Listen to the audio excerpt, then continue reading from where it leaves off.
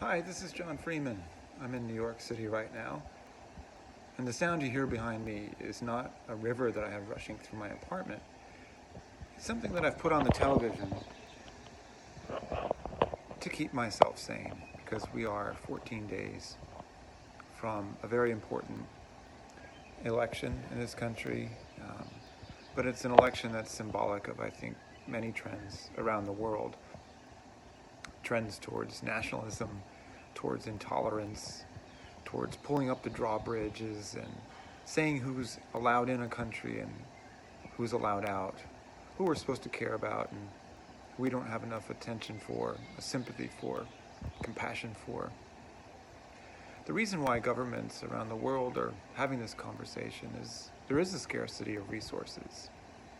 There is a big decision that we have to make with regards to the climate. We have to change our behavior. And if we're not going to change our behavior, we have to start adjusting the norms of what we consider government, civic space, society, and fairness. And so in the last 5 to 10 to 20 years in countries across the globe, we've seen a war on language, on what it actually means. No more so than in some of the most basic fundamental words that we have to talk to each other. Words like body, like citizen, like decency, like love.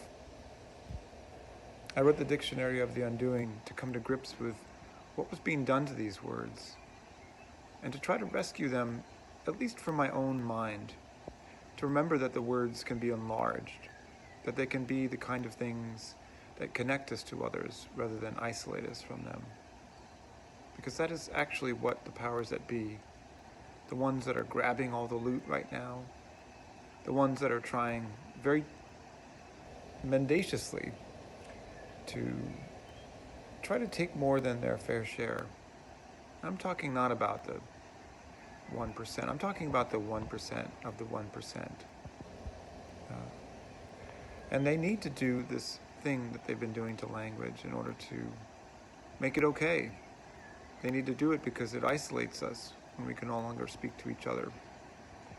So my hope was that by putting the Dictionary of the Undoing out there, my own sort of flotilla raft of sanity for myself, just like I think that's a real stream, just like the stream I have playing in my apartment right now. My hope was that my own flotilla raft for myself could maybe carry you along for some period that you needed to be carried for. And I'm sure the words that you care about are different than the words I care about. But that's the way civic society works. That's the way togetherness works, is that we all live in adjacent and overlapping but different spaces. And we need those differences in order to be a real place, a real society, to have the healthy civic biodiversity that we need in order to function. I hope the book says something to you that you need to hear. I hope it feels like a comfort. I hope it makes you feel less alone.